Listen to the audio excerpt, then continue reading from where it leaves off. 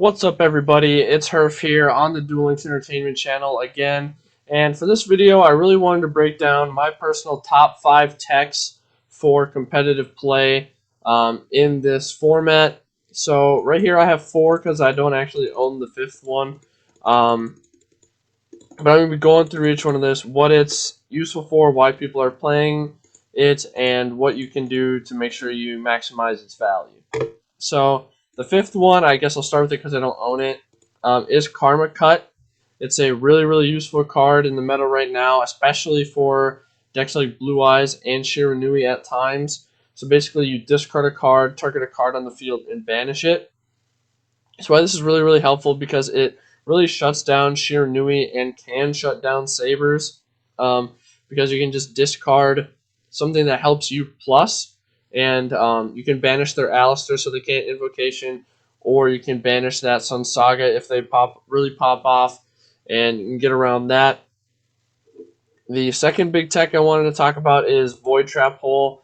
Void Trap Hole is something that's really starting to spike in popularity because of cards like Levianeer and Sun Saga coming out much faster because people are playing level Og Shiranui.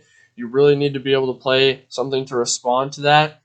And so Void Trap Hole, it will negate the Sun Saga's effects and then destroy it. So Sun Saga can't protect itself because it's already negated, as well as it just hits it hits a Cocytus if Palace is on the field. It hits Purgatrio, it hits Levianeer, it hits Duo, it hits basically every single boss monster in the game right now of just being able to negate and destroy, and case closed. Second one I think people are playing less of, but people should be playing more of, is Forbidden Lance. This is a really good card. I think it's really underrated because it really shuts down Invoked and the Saber engine if you can time it correctly, and if they don't have a Malehu. Those are the two things. Malehu can kind of play around it. The other thing that's really nice about it is if you're playing a Synchro deck like Crystron's or Shiranui, you're going to be able to play through more Floodgates, more Fiendish Chains, more Karma Cuts, like I said before, because you're going to be able to dodge them, so you can just hold it and wait for your time. Third reason I think it's really good is it is a damage step card. We don't have a ton of damage step interactions in Duel Links, so being able to swing in, wait for damage step, make sure that there's nothing that's going to uh, kind of block your attack, and then kind of surprise them with the lance from the hand is a really powerful thing to use. Sphere Kuriboh, I think it is going to come back. It kind of has been making a slow resurgence, but I think this is a really good tech card as well. Basically, why people are playing this is for things like Purgatrio and Shiranui. Shiranui putting on that level 8 on board with no defense, so you just Sphere Kuriboh it, then you're free to run over it really easy. You're able to shut down Purgatrio for good that turn, because you're able to switch it to defense, can't attack into all of your monsters. So you're able to give yourself a turn. They just pushed, use a lot of resources, so then you're able to pop back next turn after you avoided dying, which is always a good thing, is not dying. And the fifth and final card, which I think will really make a big resurgence, and is Lancia. So Invoked, and Thunder Dragons and Shiranui, which are the 3 biggest decks, all get hit by this card.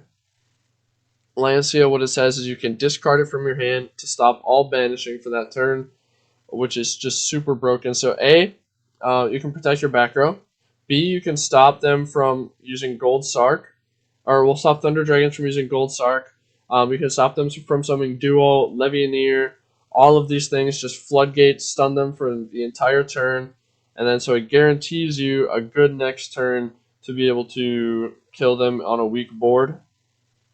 It's invoked, obviously, because they have to banish in order to invocation.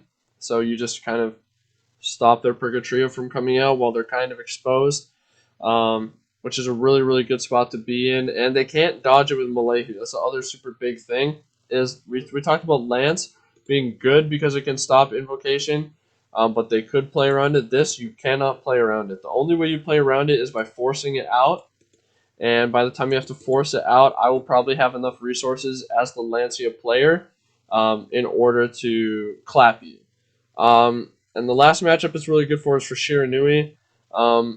Why it's really good is because I don't think they're really playing Gold Star popularly anymore, but that reason as well as the Thunder Dragon reason.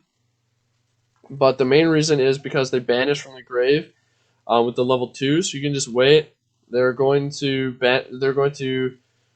Chain Link 1, try to banish a Spectral Sword. Chain Link 2, you're going to Lancia from your hand, and the whole effect just fizzles. You win the game because they're exposed.